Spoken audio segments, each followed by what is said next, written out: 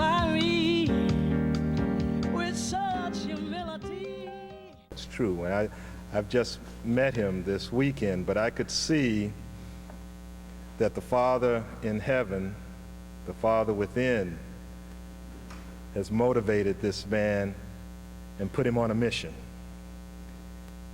And because of that, we're going to experience more of the Father's love this morning through him, and let him share with us how we, male and female, can be better fathers when we need to be.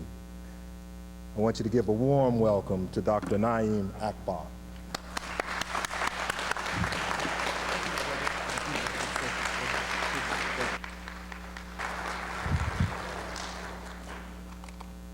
Good morning, Detroit Unity Temple. Good morning. And I behold the divinity in you. It is indeed a great, great honor for me to be here this morning. The men of Unity, Reverend Argentina Glasgow, the wonderful people who participated in yesterday's workshop have made this a really joyous Father's Day weekend. Even though I've had the responsibility of being the working father this weekend, the kind of response and support and love that has been poured out here at Detroit Unity Temple has made this for me a tremendous celebration. My children probably can't find me today to wish me a happy Father's Day as I go traversing around the country, but I have been able to celebrate my paternity in terms of the work that I've been able to do and been able to share with the fathers and mothers who constitute the life and substance of this place, Detroit Unity Temple. It's my first visit here. I'm no stranger to Detroit. I'm no stranger to Michigan. I spent 10 very cold years in Ann Arbor, pursuing several degrees, and all of those degrees were below freezing. And I have subsequently headed back south and have tried desperately to stay there ever since. However, I have not been without frequent visits to the Detroit area. I've spoken to the school board on the teachers in the Detroit public school system on any number of occasions. Have worked with any number of projects here, and I'm simply a regular visitor to Detroit. And I really declare this in many ways as a kind of second home.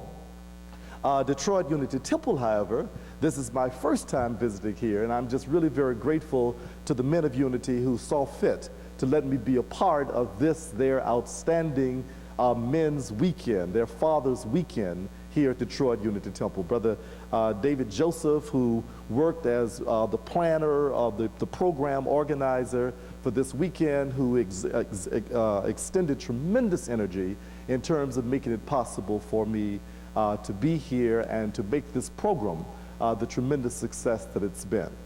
Now, I do lots of talking. I'm a professor by profession, and in many ways a teacher in a broader sense. But one of the problems that I have is that I have been inspired by a Baptist tradition that makes me a bit long-winded. And so one of the things I noticed yesterday and have been reminded of this morning is that Detroit Unity Temple does not believe in long-windedness. So I have been instructed that I should watch the clock, watch the lights, and act accordingly. And so I will certainly do that, and I will do so by diving quickly into my words and try to share those with you and sit down and shut up. One of the things the Spirit does is that it doesn't always work according to our plan. The agenda that I had set when the call came to say, what will your topic be, was something like this inspiration I had at that moment was the restoration of father love. Well, the Spirit has changed its mind, and that is no longer our topic. I want to talk about being thankful for fatherhood, being thankful for fatherhood. In the book of Exodus, in the 20th chapter, which is the location of the 10 commandments, the 5th of those commandments says, honor thy father and thy mother, that thy days may be long in the land which the Lord thy God has given thee. One of the things that we are instructed as one of the fundamental principles of faith is the importance of honoring father and mother. And as I reflected on that concept this morning, the idea that came to mind is how important it is to be thankful for father. The first and the most global concept of thankfulness is to be thankful for God the Father, thankful for the perfect Father, thankful for the Father of all of us, thankful for the Father that makes it possible for all of us to be a single family, thankful for the goodness and the far-reaching arms of Father. Thank you for the Father who has no orphans. Thank you for the Father who shows no neglect. Thank you for the Father who is incapable of abuse. Thank you for the Father who knows what needs to be taught. Thank you for the Father who is the companion to the perfect mother. Thank you for the Father who somehow is incapable of doing only good all the time. And we understand in reflecting on that concept of Father that we are all placed into the hands of a strong and mighty Father. But we are also thankful to the Father's representative in our Father.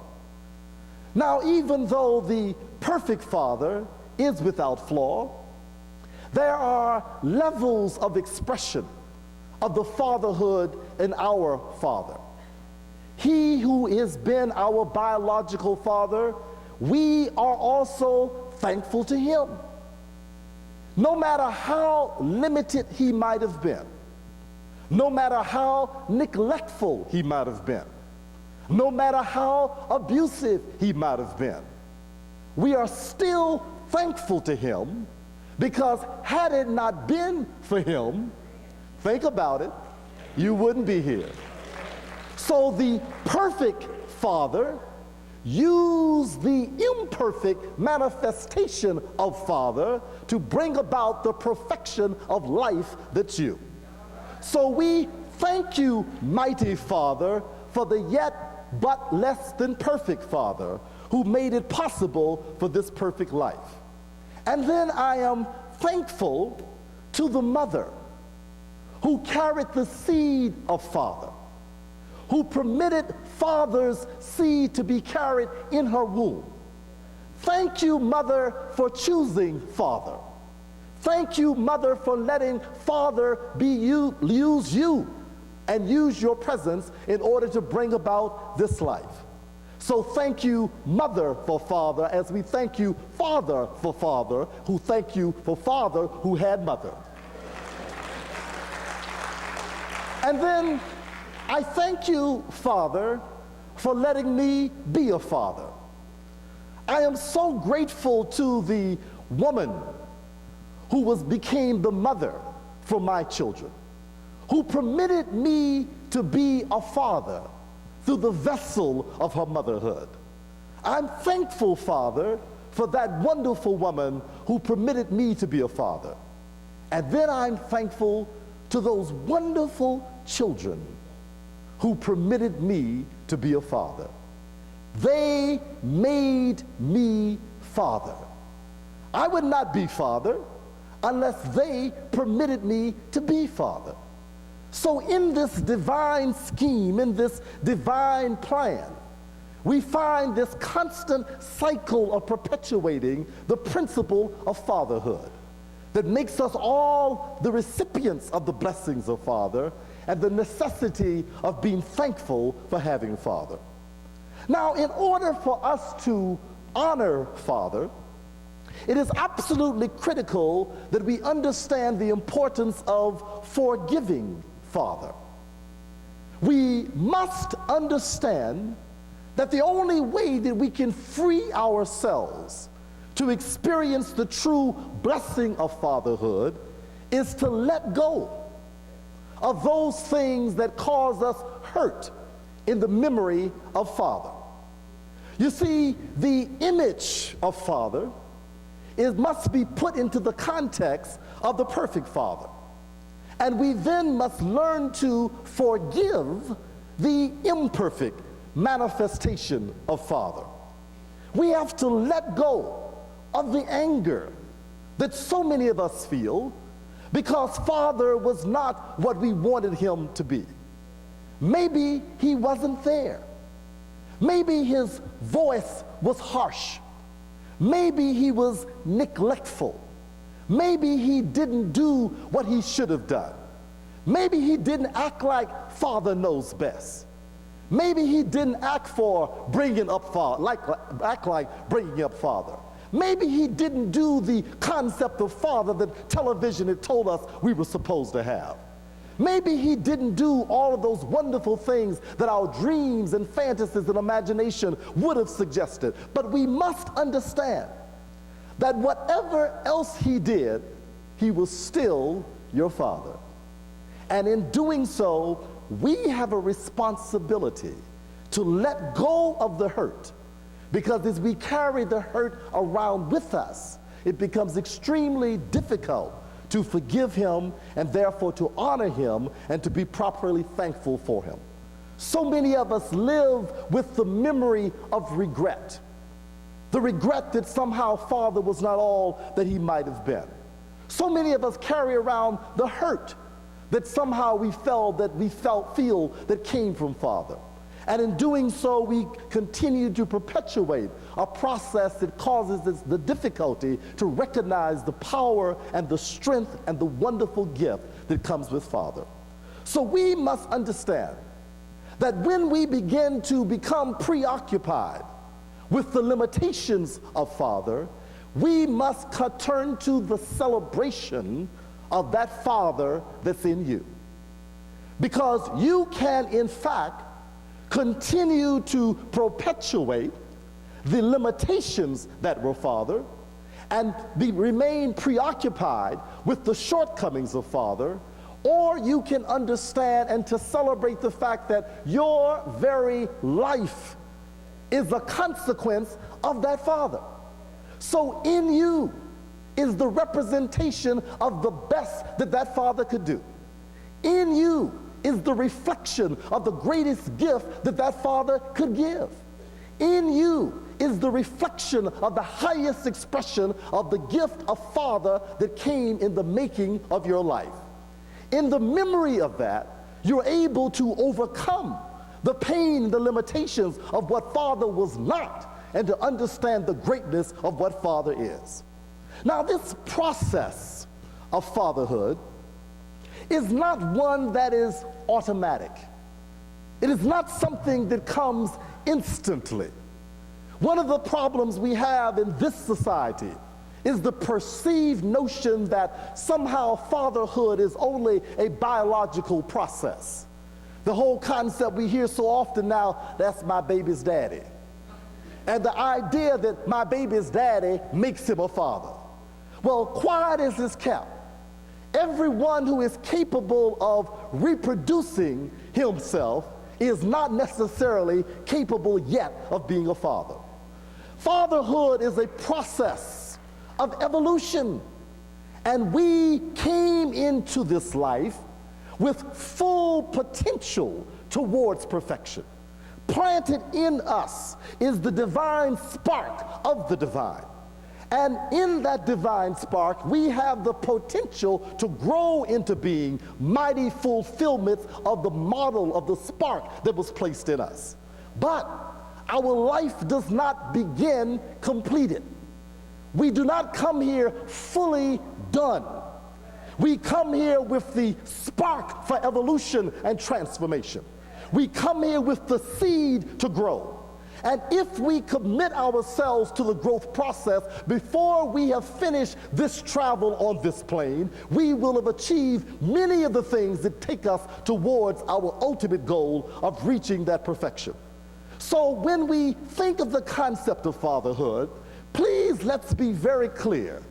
God is not through with me yet. God is not through with you yet. God was not finished with your father yet. So we must understand it as a process. A concept that I talk about in one of my books, Visions for Black Men, is how the process of becoming a man is just that, a process. Many people never make it because we start off as males. Now, maleness is a biological process. It is identified by certain physiological expressions and manifestations. It is something that usually goes without debate, except in very strange and bizarre cases of mutations in the genitalia area that the doctors are baffled by because they can't determine which of the things that is manifested is the real manifestation of what's really there, so therefore they aren't sure. Usually we know beyond a doubt. Often now, even with the sonogram prior to birth, shortly after conception, we can determine that this child will be a male or a female. Simple biological indicators tells us about maleness. And maleness as well comes as simply a set of biological instincts. Maleness requires limited consciousness. It is the consciousness that comes with the packaging. And therefore, that maleness is something that it offers a potential to grow into manhood, but it's not there yet.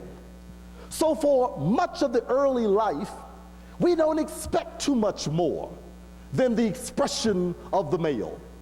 Males operate out of the basis of their own biological needs. Males get hungry, they want to eat. Males need to go to the bathroom, they wet. Males get hungry, they cry, doesn't matter what time of night. Males concerned about nobody but themselves. Males are concerned about their own appetites, their own pleasure, their own needs. Whatever turns the male on is what the male wants, and the male doesn't matter who the male has to bother in order to make himself happy for the moment that he wants to be happy. When his happiness is past, he goes to sleep. That's what males do. So males, or maleness, represents a consciousness.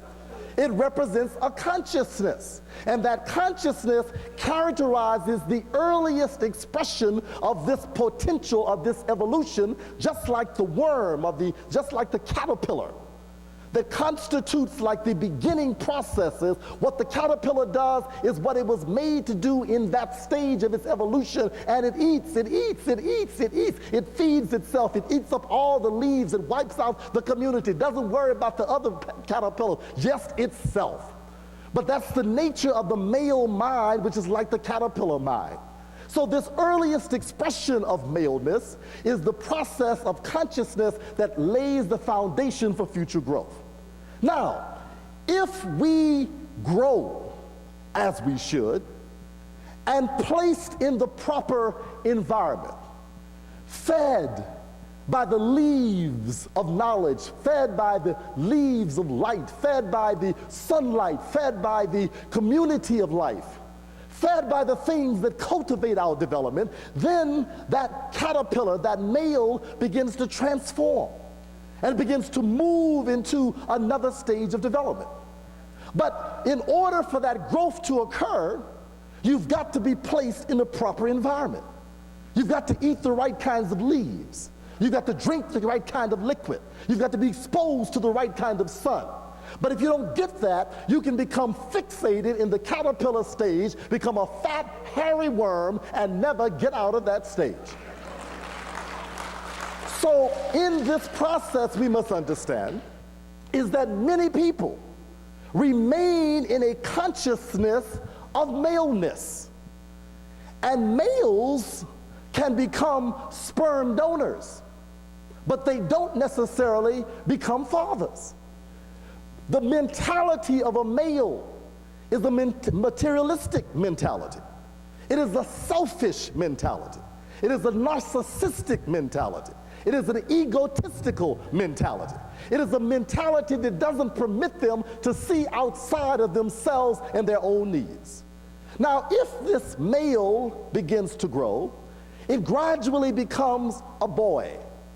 Now, the thing to keep in mind is that it is appropriate for a male to be a male. You don't expect babies to be considerate. They don't have discussions with you, mother dear, I'm sorry. I have a disturbance in my gastrointestinal system, and I would be very grateful if you would provide me the nourishment for which you are more capable of attaining than I am at this time. You don't expect that of babies.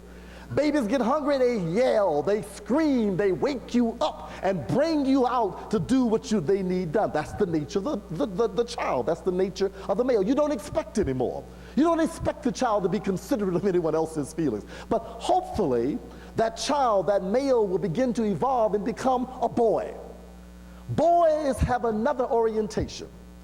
They're certainly more developed than males. They've learned how to restrain themselves a little bit. They at least begin to ask permission or attend to other people to some extent, at least for the purpose of taking care of their own needs.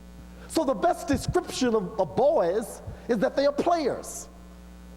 They know how to play. And boys play well. They play you for what they want. They play you for their gratification. They play you for their pleasure. They are players. And I'm not doing it on player hating either, just talking about the nature of the player. So that's the mentality of boys. Boys have expanded a little bit to consider others, but only to the degree to which others can satisfy their needs. So they are still primarily selfish. They are still primarily self-involved. But they have become the kinds of players whose consideration is primarily using others for their own objective. So players, boys like males, are moving, they're progressing, they're evolving, they are appropriate to a certain stage, but they've not yet become men. The caterpillar, after having been fed, enfolds itself in a silken environment. It enfolds itself into an environment then that cuts off the external processes and begins to release the inner growth processes.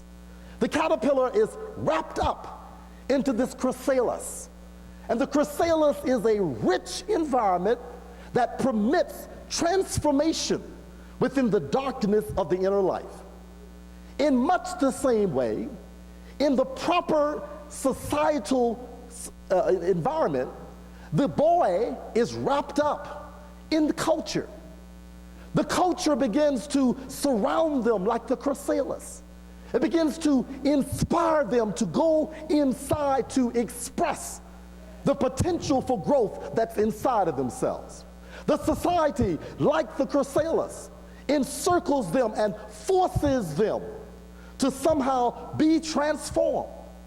In much the same way as boys begin to interact appropriately in the society, as they gain knowledge, as they gain insight, as they learn to love, they begin to be transformed and pushed and expanded so that what used to be selfishness, self-involvement, self-consideration, ultimately, they begin to feel and think in a bigger sense.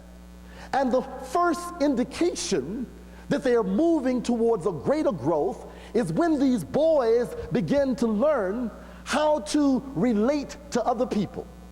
When they begin to be concerned about somebody other than themselves.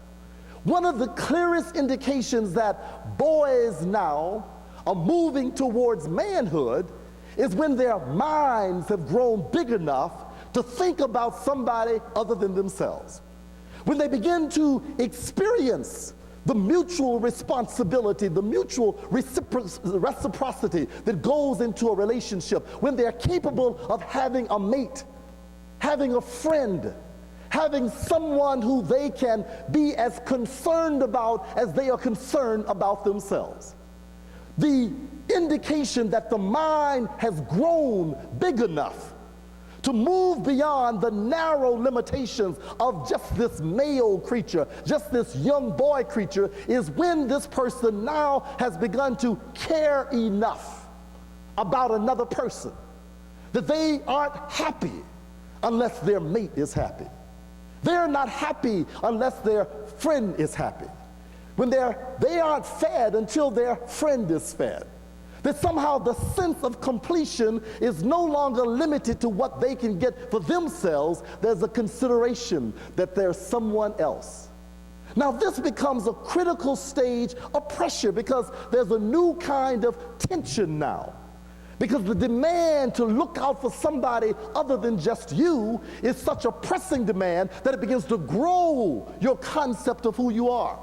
So self is no longer just this narrow thing caught in this protoplasm. Self becomes something that transcends just body because it's preparing you to reconnect with the universal person which you are.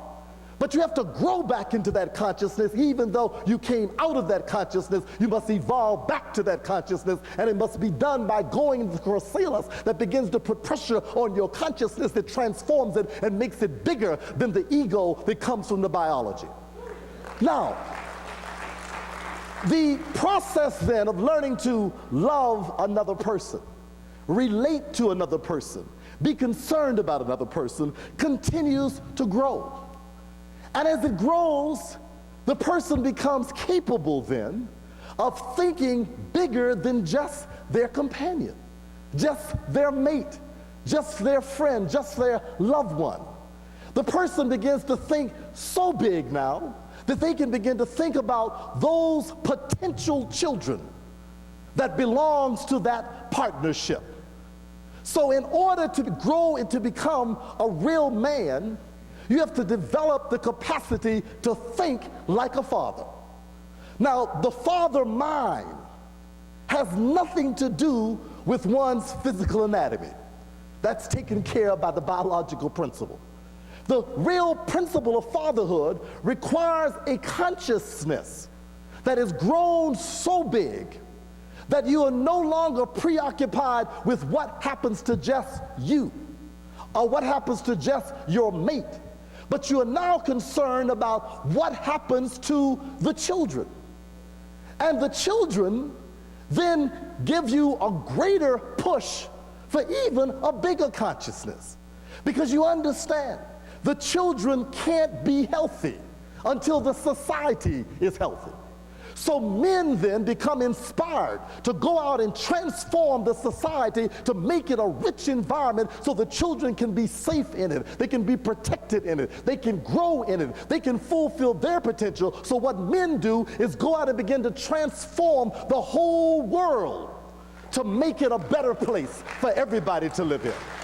Now, when you get to that level, when you wake up every morning ready to go out and change the world, when you wake up every morning to know that you've got to go build some more schools and write some more dramas and create some more songs and write another book and create another concept and create another form of technology, bring together material resources in such a way that they can be implemented to transform the living possibilities of the people, be able to transform the health possibilities of people, be able to transfer the possibility of ensuring the highest degree of health and the highest degree of happiness, to be able to bring about the kind of color, to bring about the kind of a spirit that generates the best possibilities in all people. When you wake up every day determined to be that, then you become a father.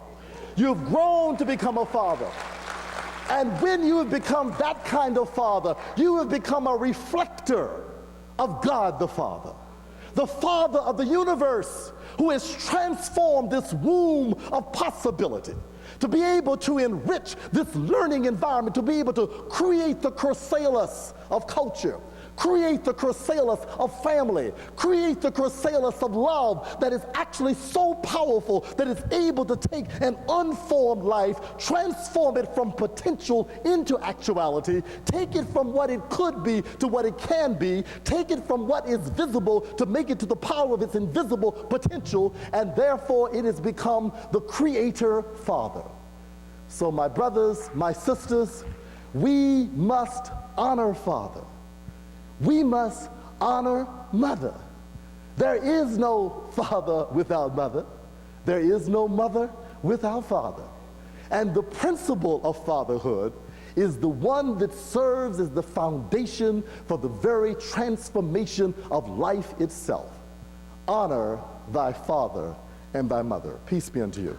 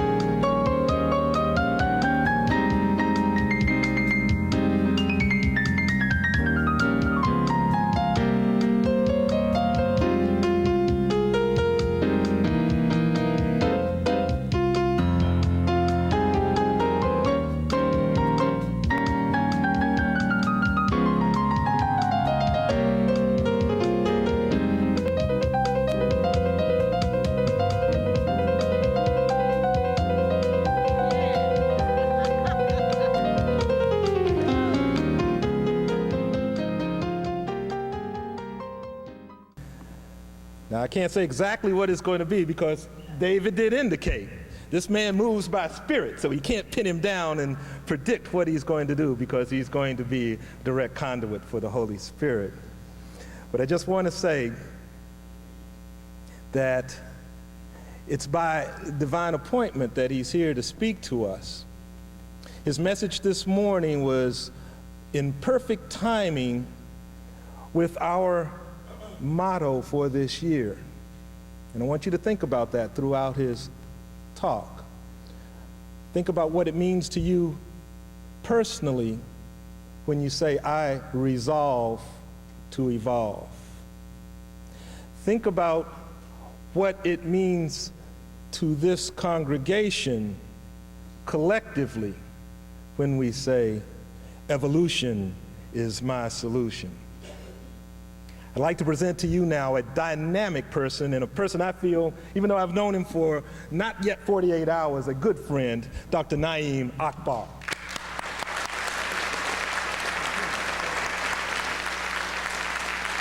Thank you. Thank you very much. Thank you. Good morning, Unity Temple. As I have said on the other two occasions that I have been privileged to stand at this platform in the last 20-some hours, I am deeply honored and pleased to be here with you for this exciting weekend. I am very grateful to Reverend Argentine Glasgow for permitting me to stand here in her place. And I am very, very, very grateful to the men of Unity for having the vision and the inspiration to provide the very rich learning experience that this has been this weekend. The wonderful thing about true learning experiences is that there are no teachers. They're all students. And everyone is able to learn when the environment is a rich learning environment. And I have been richly blessed this weekend to experience the interaction and the exchange with the men of Unity and the leadership that they provided for this exciting program. Brother David Joseph, Brother Raymond, all the other brothers who have worked so hard to make this happen, the tremendous leadership and inspiration, Brother Charles Thomas, and everyone else who has worked so hard to make this program a success, have really brought for me a very, very rich experience. And I thank them and I thank you for receiving me on this occasion and in this place. Of course, I am kind of out of my element. I was very blessed to see and experience the rain this morning. You know, one of the things that happens is that you sometimes have to be without something to appreciate the blessings of it. We have been in a very, very severe drought down in Florida where I live, and we haven't seen very much rain this year, period. And so when I woke up this morning and the rain was coming down, rather than say, oh my goodness, it's raining, this is going to be a bad day, I had to celebrate. As someone told me in Africa several years ago, the rain is always a blessing. The rain is always a blessing. It may be inconvenient, but it's a blessing. And so I certainly was able to appreciate the blessing of seeing the rain and knowing that the Creator is so great and so utterly benevolent and so beneficent in terms of the blessings which come to us in that regard. So I'm certainly very honored to be here in Detroit. As I mentioned in the early service this morning, I'm no stranger to these parts. I spent 10 fairly frigid years over in Ann Arbor. I nearly froze to death. My Florida blood was not quite ready, but it was a wonderful motivation because I got so cold I got out of there as fast as I could. So I didn't spend no 20 years trying to get a degree. The quicker, the better. And so I'm always glad to come back at home, particularly during the summer months. So this is a blessing. As Brother David and Brother Charles both said, I have no idea what the Spirit is going to give us, so please ignore the topic that was put on the program. It was subject to change without notice. What I want to talk about is how we can restore the father factor. How can we restore the father factor? You know, one thing that is clear is that we constitute one universal family. We have one family, and that oneness is affirmed by the sharing and the collective reality of our one Father. There is but one Father of this universe, and we are all of that Father's children. Once we understand that universal principle, then we can begin to come to grips with the fact that what appears to be diversity and difference is really an illusion. Because we are pulled together, we are tied together by this one universal force that makes us who we are. But as is the case in all biological nuclear family systems, there is always the manifestation of certain uniqueness in certain aspects of the family. Every family has within its totality certain subdivisions, sub-manifestations, certain experiences that makes every element in the family something very special. And so in spite of the fact that the family is one, there are always manifestations that express and show the tremendous variety that goes into making up that oneness. And one of the beautiful things about this universe is that even though it ultimately is one, there are so many manifestations that bring such beauty to that entire picture. Now, with that idea in mind, let's be very clear that there are some things that each family must come to grips with in its specialness and its uniqueness. And while at the same time we know there's a one family, we must also be very much aware of the unique manifestations and expressions of each family. With that thought in mind, let's be clear in talking this morning about the African American family. Yes, we are families like all families. We share one father like all fathers. But we have had some very special issues that we are still dealing with because those issues have tipped and distorted the balance that goes to make up family. The thing that makes up family, the thing that makes up society, the thing that keeps the family floating and sustained is the kind of natural balance that should be there. There's a male, there's a female principle. And in the ancient teachings of the Nile Valley people, there was a principle that was known as Ma'at. And Ma'at, among many other things, means truth, harmony, but most importantly, in a very significant way, it means balance.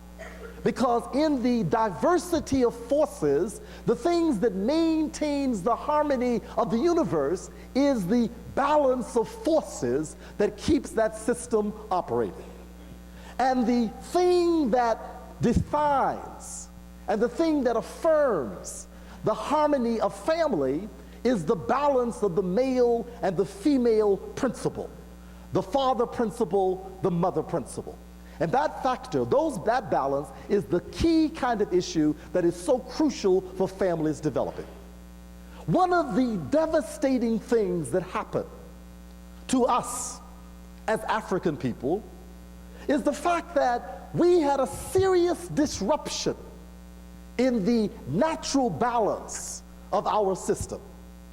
Those forces that culture constantly reaffirms, that history culturally reaffirms, every generation is reminded of the responsibility of being aware of and sustaining the nature of the balance within the family system.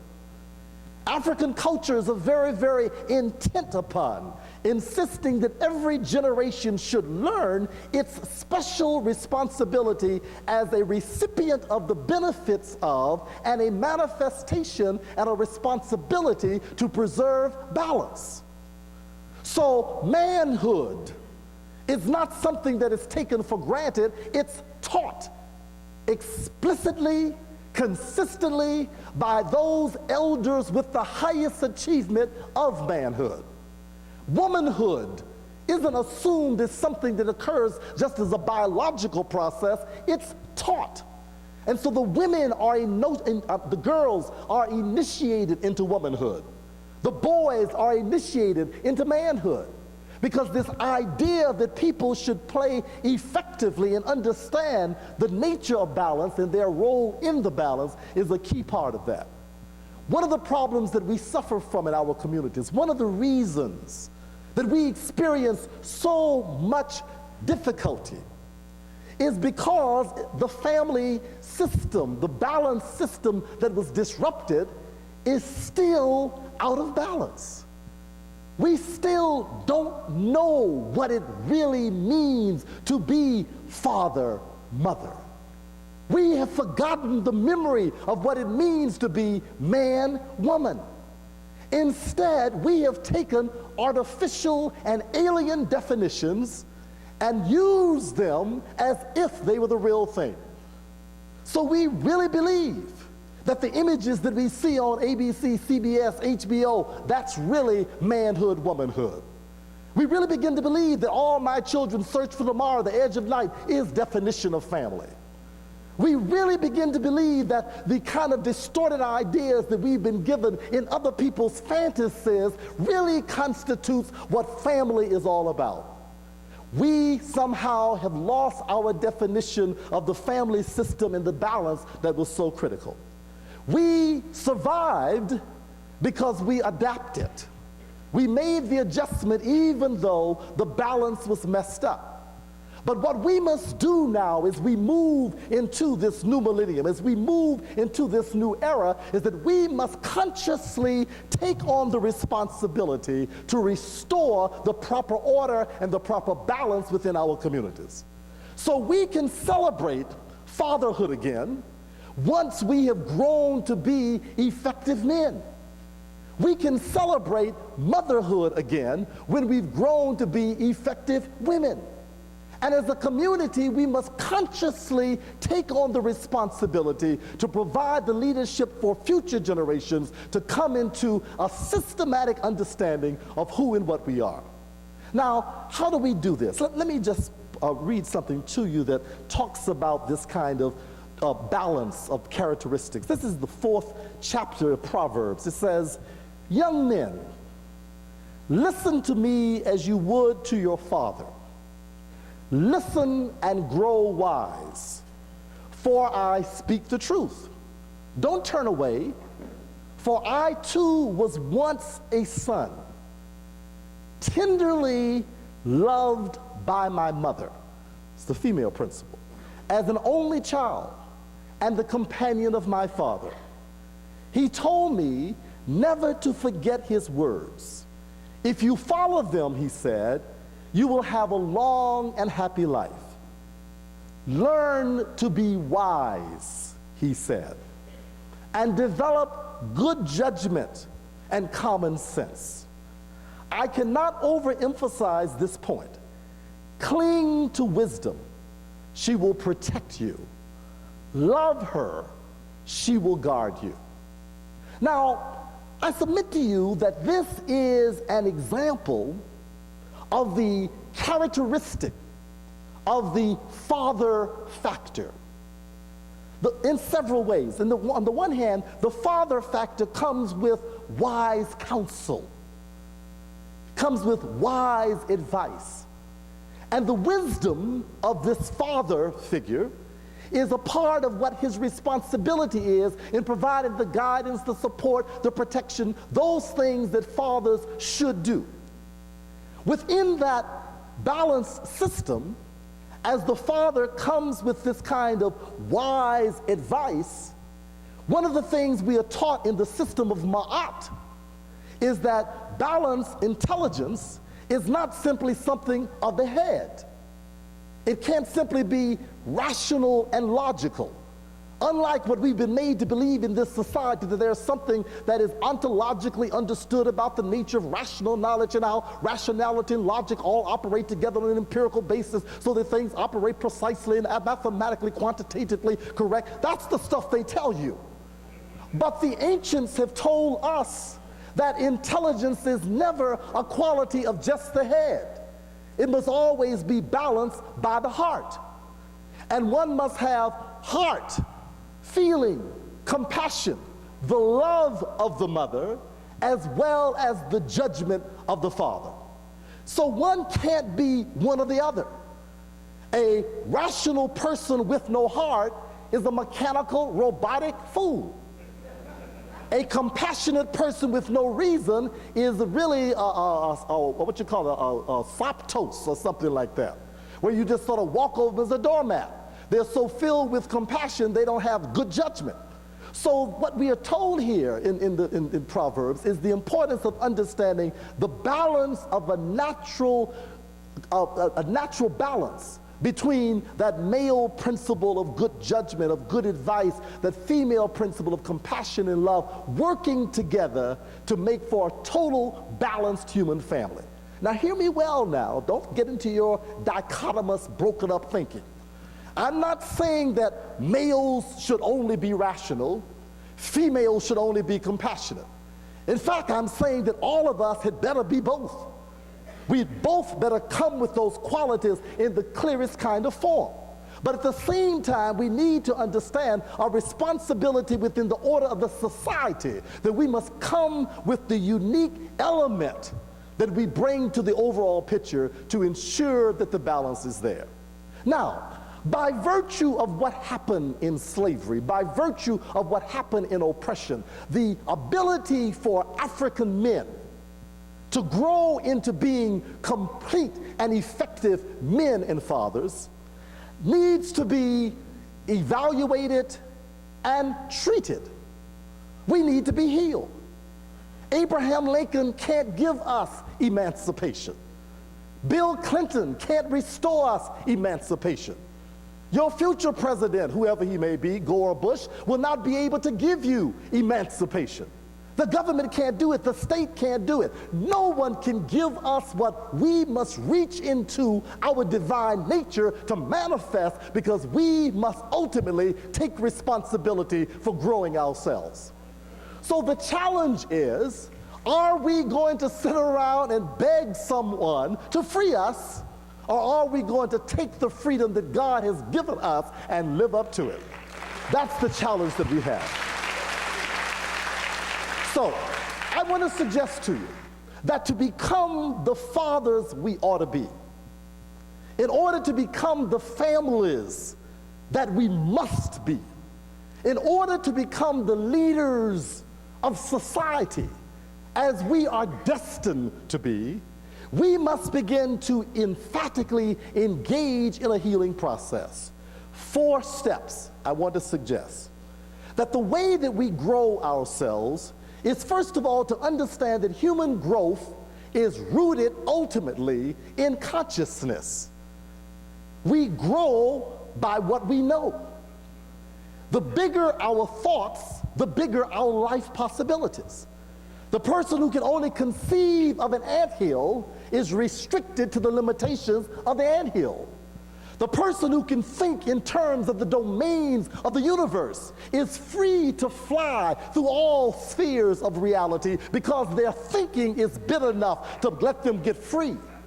So the power of human life is not in who you were born to, not in what color you come in, not in what gender you come in. The freedom of the human mind, the human being, is the power of that mind. So the knowledge base is the power that gives you liberation and freedom. So the first step to restoring manhood, family, fatherhood, and all the things that we need to rebuild ourselves as a community is to restore self-knowledge. So we must study who we are. And we must understand that probably for the last 400 years, there's not been a very good lesson going on. In fact, we are probably fairly illiterate in self-knowledge. Not only do we not know, the fairly specific qualities of who we are. We don't know our particular history. We don't know our particular family tree. We don't know anything about those people who came out of Africa. We don't know anything about who really built those pyramids. We don't know anything about those people who sat on the Dogon Mountains and looked around into the heavens and watched the movement of the heavenly off and began to lay out patterns for the cycles of the whole seasons, begin to understand the Sirian star system and the relationship between the heavens and the earth and the growing of the crops. We don't know anything about those people who conceptualized mathematics and began to understand the mathematical precision that the universe was put together in. We don't know anything about those people who begin to understand the relationship between the mortal mind and the mind of the divine God, and understand that the immortality of God was something that was manifested in the human being's ability to be whoever they were, to understand the principle of resurrection as being something by which the spirit was transformed from one form to become another form, and how the spirit actually integrated all those things. We don't know all those things, you see. We have, in fact, lost sight of our contribution to human development. We know what Shakespeare did. We know what Aristotle did. We knew what Plato did. We know Herodotus. We know Euclid. We know the Paul Tillich. We know the theologians. We know all those people who came out of the culture that is engaged in developing their self-knowledge. And I ain't mad at them. Every people should be committed to teaching who they are, teaching their unique history, teaching their unique experiences, teaching their unique contributions, bringing their point of view to the human family. That's what everybody should do. But those who don't do it are destined to be the slaves of those who do it. You are destined to be the slaves. So I have no anger at those people who have affirmed their reality about telling us about their poets, telling us about their scientists, telling us about their hardships, telling us about their glory, putting their face on metaphysical reality. I have no problem with that. My problem is with you, who willingly now, when God has broken the chains, willingly hold the chains on your minds, restricted by limited knowledge of who you are. We must understand that our empowerment is something that must come from our conscious, deliberate willingness to look into the dark annals of our unique and personal past. And we must bring out of that our contribution to the human family. Oh yes, not only do we have the richness of a glorious past, we have the lessons of a recent past. Self-knowledge needs to let us understand that we have shown humanity you can do all you think you can do, but you cannot destroy the indomitable power of the human spirit. You can kidnap, you can capture, you can rape, you can lynch, you can mutilate, you can rob, you can bust up organizations, you can destroy institutions, you can do whatever you think you can do. You can be driven by greed and use greed as a means to destroy families and destroy consciousness and destroy self-esteem. You can do whatever you want to. But ultimately, this resilient spirit of God that is placed into the foundation of the human being, it'll come back again. And it'll come back again. It'll defy every materialistic intellectual attack against it because it's so fantastic.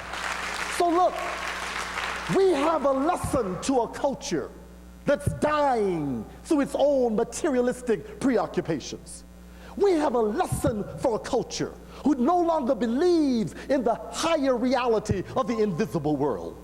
We have a lesson for a culture who doesn't appreciate the fact that God is right here, right now. And that lesson is one that says to all of humanity, even though you tried to erase all you thought was necessary to keep God alive in the human spirit, we stand as evidence that the stone can be rolled away after the crucifixion and we come out of the tomb ready to live again. And that's the lesson we have to teach.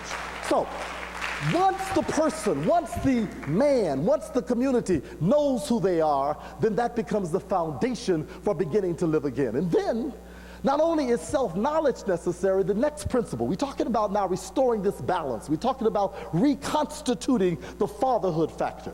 Clearly, it's true about the way we reconstitute life, period. But what we're talking specifically today is about fatherhood, manhood. How do we put it back? once you have self-knowledge, then you have self-love. Because you see, it's impossible to know who you are and affirm who you are and not love who you are. You see, it doesn't matter how ugly you are. The fact that you're still here is a victory. It doesn't matter how trifling they say you are. The fact that you're still here is a victory. This morning you got up. No matter how tired you were last night, no matter how worn out, no matter how full of despair you were, today is a new day. And in this day, the possibility for love is there all again. You see, once you understand that every one of us is divinely imprinted, we are divinely imprinted. The mark of the Spirit of God is on each of us. If that's true, how can't you not love who you are? Who has the right to suggest that your particular manifestation of divinity is any less than anybody else's? Because I don't care what guise or costume it's in, you still are divine, no matter what. Now, and you see, look, a part of the trick of a culture that wanted to enslave our minds was to put their picture on divinity and make you believe the only way you could be divine was to look like the picture they created that you began to believe was God. That was a trick. It was intentional, it was malicious, because the idea was not to free you, fool. The idea was to make you property, to make you work for someone else. I'm like, don't get mad with me. I feel people getting tense already. Look, I am a psychologist. I didn't come here to tell you what you wanted to hear. I came here to free your crazy mind, and it is not comfortable necessarily. Listen to me. Now,